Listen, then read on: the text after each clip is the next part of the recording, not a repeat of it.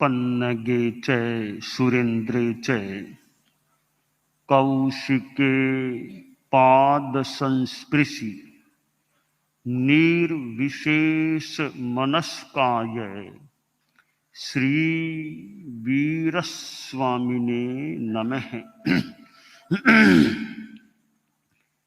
भगवती सूत्र में कहा गया है 24वें शतक में, मनुष्याणं भन्ते कओ हिंतो उपवज्जन्ति किंग नेर इए हिंतो उपवज्जन्ति जाग देवे हिंतो उपवज्जन्ति गोयमा नेर इए हिंतो वि उपवज्जन्ति जाग देवे हिंतो वि उपवज्जन्ति।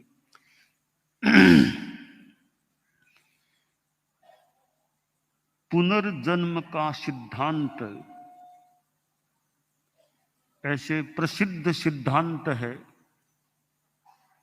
जैन दर्शन में तो बहुत मजबूती से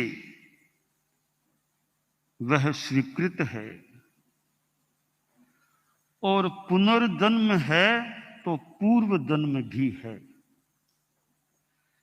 पूर्व जन्म और पुनर्जन्म बीच में वर्तमान का जन्म। पूर्व में हमारी आत्मा ने अनंत अनंत जन्म ले लिए हैं, अनंत बार मृत्यु को प्राप्त हो गई है। आत्मा तो मरती नहीं है, जो आत्मा और शरीर का वियोग है वह मृत्यु है। मृत्यु और कुछ नहीं, आत्मा और शरीर का अलग हो जाना मृत्यु होती है। शरीर भी पड़ा है और आत्मा भी कहीं है, बस अलग अलग हो गए। जब तक साथ थे तब तक जीवन साथ है। आत्मा और शरीर का योग है, मिश्रण है, मिलाप है, तो जीवन है यह संसारी जीवन। और जो ही आत्मा अलग शरीर अलग हो गए तो मृत्यु हो जाती है। हमारे संत समणिया मुमुक्षु बाइया आदि साधियां बैठे हैं, तो मोक्ष फिर क्या है? जो तो 8 कर्मों से मुक्त हो जाना, वो है ही परिभाषा। दूसरी परिभाषा एक कि मृत्यु तो हो गई, आत्मा और शरीर का कुछ समय के लिए अलग अलग हो जाना। मोक्ष है आत्मा का सभी शरीरों से हमेशा के लिए अलग हो जाना, आत्यंतिक वियोग हो जाना मोक्ष है। मृत्यु में तो ऐसे आगे फिर अगर जन्म है तो स्थूल शरीर से अलगाव होता है। सूक्ष्मतर शरीर, 2 शरीर तो आत्मा के साथ ही पुनर्जन्म में आगे जाते हैं। मोक्ष में आत्मा जाती है तो फिर स्थूल सूक्ष्मतर सभी शरीरों से हमेशा के लिए मुक्ति हो जाना, अलग हो जाना, वह मोक्ष होता है। जैन वाङ्मय में पूर्व जन्म और पुनर्जन्म, इन दोनों के नियम बताए गए हैं। तो कुछ विस्तार से नियम मिलते हैं कि पूर्व जन्म हम नरक के जीव तो त्रियंच गति में ही पैदा होते हैं। ध्यातव्य बात यह है कि नरक और देव गति के कई नियम एक समान है, कोई नियम एक समान है। आयुष्य के बारे में, जितना आयुष्य ज्यादा से ज्यादा देव गति में हो सकता है, उतना ही आयुष्य ज्यादा से ज्यादा नरक गति में होता है। न्यूनतम आयुष्य जितना देव गति में है 10,000 वर्ष का, उतना ही नरक गति में। तो आयुष्य के बारे में दोनों में मानो समान नियम संहिता नियम है। मृत्यु के बाद नारकीय जीव भी तिर्यंच या मनुष्य गति में जाते हैं, देव भी तिर्यंच या मनुष्य गति में जाते हैं। ऐसे कई नियम नरक और देव गति के समान है। नरक भी मर करके नरक और देव में नहीं जाता, देव भी आयुष्य पूरा करके देव और नरक में नहीं जाता। तो यह एक नियम संहिता पूर्व जन्म और पुनर्जन्म के बारे में हमें भगवती सूत्र में प्राप्त होती है। और यह गमा का थोकड़ा, ये इतना तत्व ज्ञान का मानो एक खजाना सा है कुछ अंशों में। और भी अनेक बातें हैं भगवती सूत्र में, विभिन्न विषयों की बातें, कितनी तात्विक बातें हमें प्राप्त होती है। हमारे मुमुक्षु समणिया और संत और साधियां कोई भगवती सूत्र को अच्छी तरह पढ़े, अच्छी तरह स्वाध्याय करे और इधर पन्नवना को पढ़े। भगवती और पन्नवना तत्व ज्ञान के मानो इतने ये भंडार हैं। भगवती और पन्नवना, इन दोनों का कोई अच्छा अध्ययन कर ले, स्वाध्याय कर ले, तो तत्व ज्ञान की दृष्टि से तो अगर आत्मसात यूं कर ले, तत्ववेत्ता, अच्छा वो तत्वज्ञानी व्यक्ति बन सकता है, ऐसी संभावना लग रही है। तो यह भगवती सूत्र के 24वें शतक में ये जो मनुष्य के बारे में प्रश्न किया गया कि उसका पूर्व जन्म कहाँ कहाँ हो सकता है, तो पूर्व जन्म के नियम बता दिए कि वो नरक में भी उसका पूर्व जन्म हो सकता है, त्रियंच गति में भी हो सकता है, मनुष्य गति में भी हो सकता है और देव गति में भी हो सकता है। पूर्व जन्म तो हो चुका, वो तो अतीत का विषय हो गया। अब उसके लिए हमें कोई करने की जरूरत नहीं है, वो तो हो चुका, गया, गए काल की बात हो गई। अतीतम व्यतीतम कुछ भी कह दे। कई मनुष्यों को पूर्व जन्म का ज्ञान भी हो जाता है, कईयों को अपने पिछले एक जन्म, कईयों को अनेक पिछले जन्म में याद आ जाते हैं, स्मृति में आ जाते हैं और आदमी पिछले जन्मों का ज्ञान कर लेता है। तो ऐसा भी बताया गया है, होता है। पूर्व जन्मों का आदमी को ज्ञान भी हो सकता है। ज्ञान हो जाए ठीक है, कई जानकारियां ज्ञान होने से मिल जाए। और पूर्व जन्म का प्रभाव कुछ हो सकता है वर्तमान जीवन पर भी होता हो। पिछले जन्म में जो संस्कार लेकर आया है वहां से उनका प्रभाव कुछ यहाँ भी हो सकता है कि किस प्रकार का आदमी है, कैसे संस्कार लेकर आया है। खैर, इस विषय में हम ने भी विशेष गहराई में जाएं। अतीत व्यतीत हो गया, हमें तो आगे का ध्यान देना ज्यादा चाहिए कि आगे पुनर्जन्म की जो बात है, मैं पीछे कहाँ था, इसका भी एक विषय है वैसे जाति स्मृति ज्ञान का।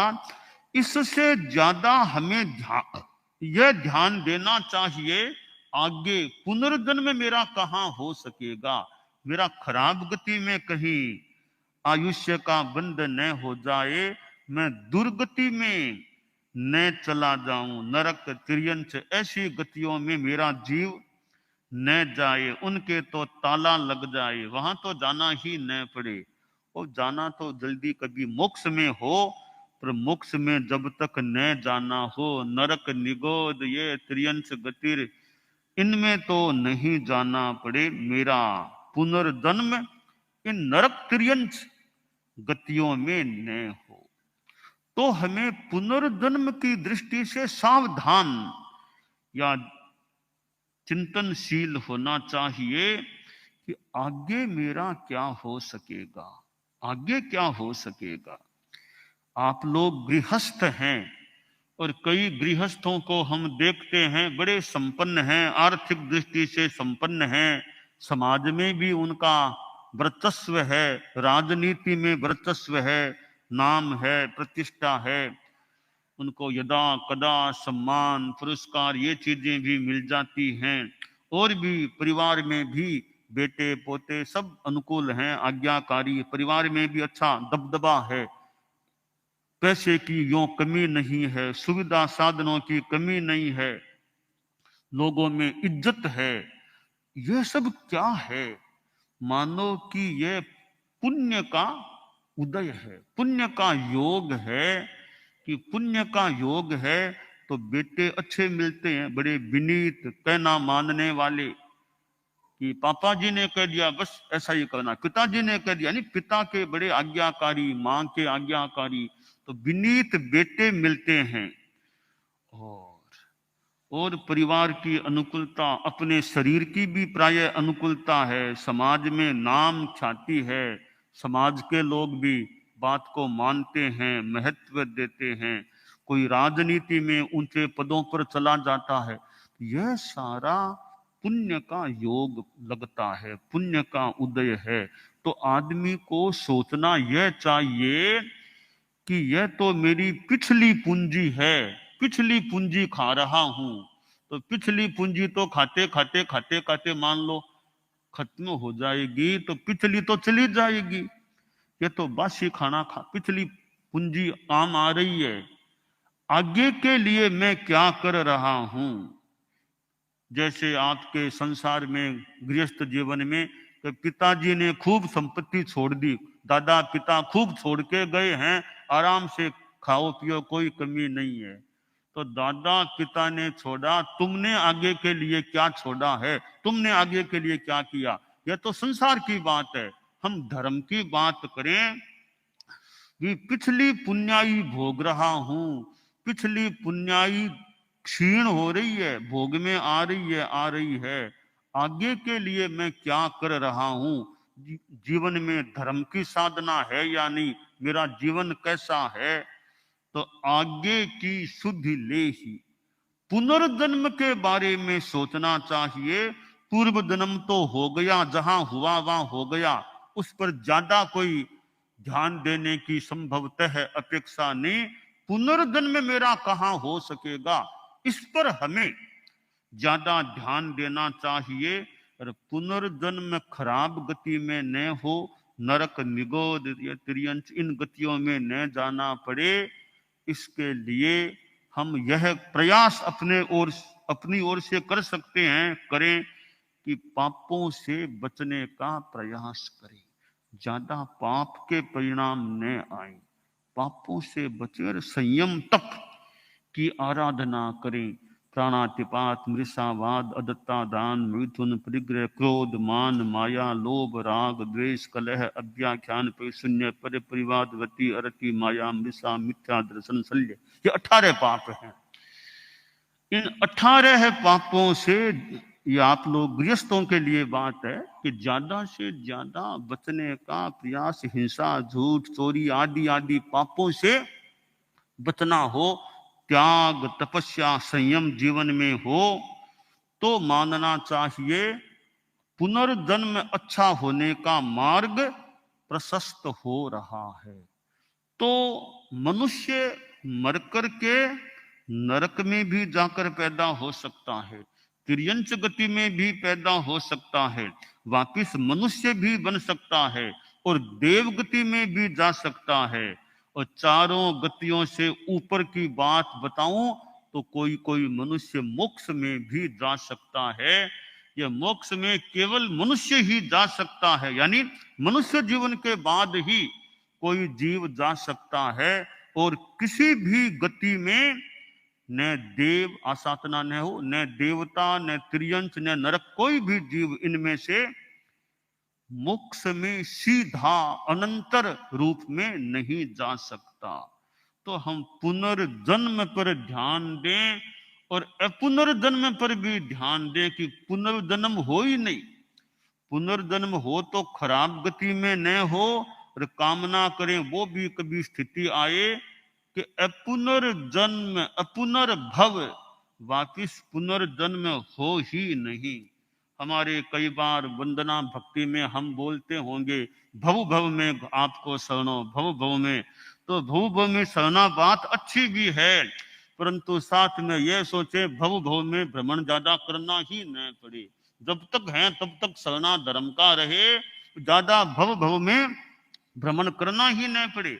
तो भव भव में आपको शरणो, धर्म को शरणो जो भी, तो यह भव भव में जब तक है तब तक तो शरणा मान ले, तो ज्यादा भव भव भव भव में भ्रमण करना ही न पड़े। पुनर्भव की स्थिति हमें प्राप्त हो, तो साधुओं की तो खैर साधना ऊंची होनी ही चाहिए। आप लोग जो गृहस्थ हैं, मान लो साधु न भी बन सके तो गृहस्थ जीवन में भी, क्योंकि गृहस्थ भी तो बहुत विकास की स्थिति में आ सकते हैं।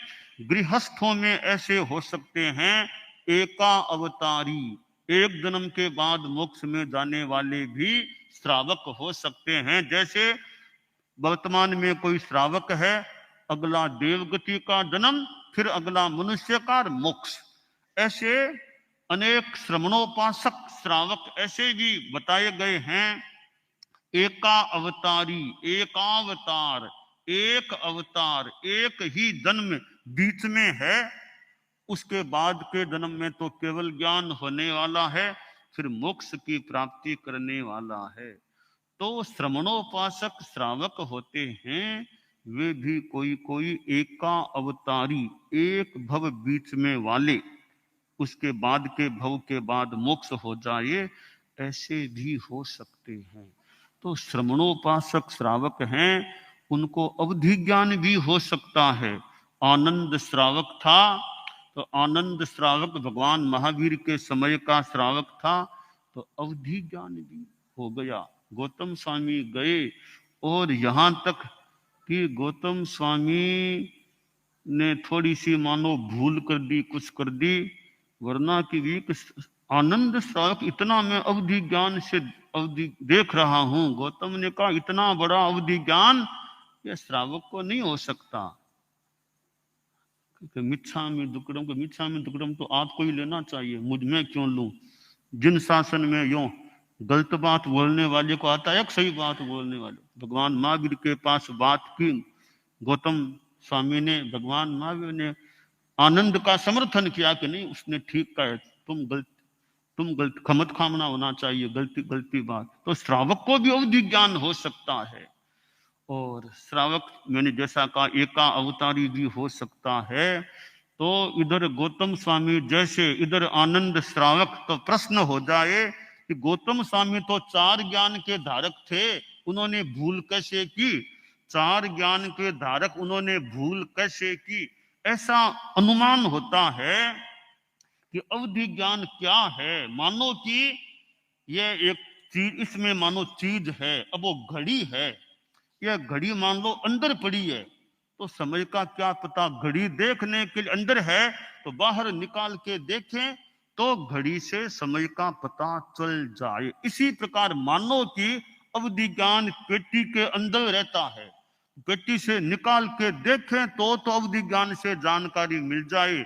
उस पर उपयोग न लगाए तो पता ही नहीं चले क्या बात है। तो अवधि ज्ञान के लिए लगता है अवधान, एकाग्र होकर के ध्यान दे तो पता चल जाए, वरना अवधि ज्ञान अंदर पड़ा है, उसको काम में न ले तो क्या पता क्या बात कैसी है। तो संभावना, अनुमान लग रहा है कि गौतम स्वामी ने मानो कि पेटी में रखे हुए अवधि ज्ञान को निकाला नहीं, उपयोग नहीं किया, तब उन्होंने फरमा दिया होगा कि ऐसा ये ठीक नहीं है। तो अवधि ज्ञान का उपयोग करे, काम में ले।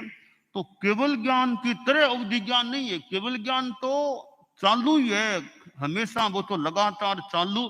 केवल ज्ञान, केवल दर्शन एक ही बात मान ले, एक समय केवल दर्शन, एक समय केवल ज्ञान, फिर एक समय केवल ज्ञान, एक एक समय लगा।